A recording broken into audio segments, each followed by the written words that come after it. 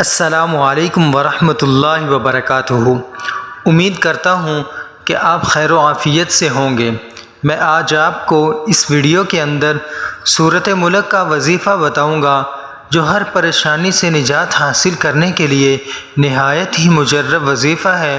اگر آپ اس وظیفے کو کر لیں گے، آپ کی زندگی میں کیسے سکون اور اطمینان برپا ہوتا ہے، برکت حاصل ہوتی ہے، آپ کی تمام جائز حاجات پوری ہوں گی۔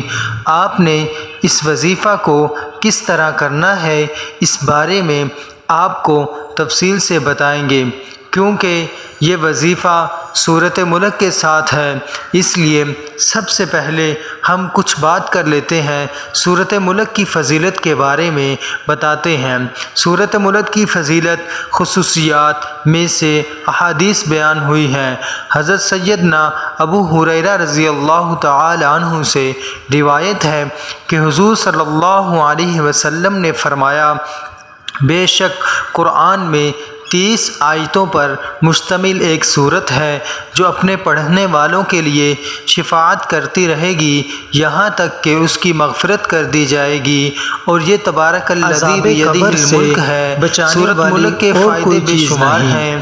اس سورۃ مبارکہ کے برابر کے پاس عذاب کے فرشتے آنا چاہیں تو یہ ان کو روکتی ہے، وہ دوسری طرف سے آنا چاہیں تو ادھر سے حائل ہو جاتی ہے اور فرماتی ہے کہ اس کے پاس نہ آئیں، یہ مجھے پڑھتا تھا۔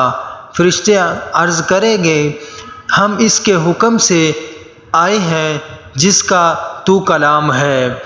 تو فرماتی ہے، ٹھہر جاؤ، جب تک میں واپس نہ آؤں تب تک اس کے پاس نہیں آنا، اور بارگاہ الہی میں حاضر ہو کر اپنے پڑھنے والے کے لیے ایسے جھگڑا کرتی ہے کہ مخلوق میں کسی کو ایسا جھگڑا کرنے کی طاقت نہیں ہے، یہاں تک کہ اگر مغفرت میں تاخیر ہو جائے تو عرض کرتی ہے کہ وہ مجھے پڑھتا تھا، تو نے اسے نہ بخشا۔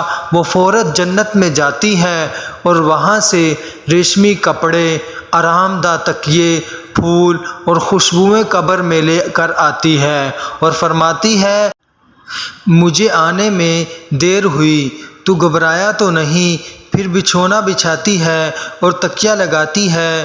فرشتے بحکم ربی تعالی واپس چلے جاتے ہیں۔ حضرت سیدنا انس رضی اللہ تعالی عنہ سے روایت ہے کہ رسول اللہ صلی اللہ علیہ وسلم نے فرمایا، قرآن کریم میں ایک سورت ہے جو اپنے پڑھنے والوں کے بارے میں جھگڑا کرے گی یہاں تک کہ اسے جنت میں داخل کر دے گی، اور وہ یہی سورۃ ملک ہے۔ ان احادیث کی روشنی میں سورۃ ملک کی فضیلت کا اندازہ ہو گیا ہے۔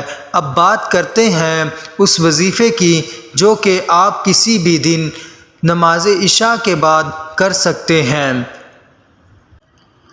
آپ نے اس وظیفہ کو کرنا کچھ یوں ہے کہ آپ نے 11 مرتبہ درود ابراہیمی پڑھ کر 11 مرتبہ سورۃ ملک کی تلاوت کرنی ہے، اور آخر میں پھر 11 مرتبہ درود ابراہیمی پڑھ کر سر سجدے میں رکھ کر اپنے پیارے رب پروردگار سے اپنے گناہوں کی معافی طلب کرنی ہے، اور پھر بعد میں اپنے پیارے رب سے دعا کرنی ہے، اپنی حاجات، اپنی ضروریات، اپنے مسائل کی، اپنی پریشانیوں کی۔ انشاءاللہ تعالی ہمارا رب آپ کی تمام پریشانیوں کو دور کرے گا، آپ کی ہر تکلیف اور آپ کے ہر دکھ کو دور فرمائے گا۔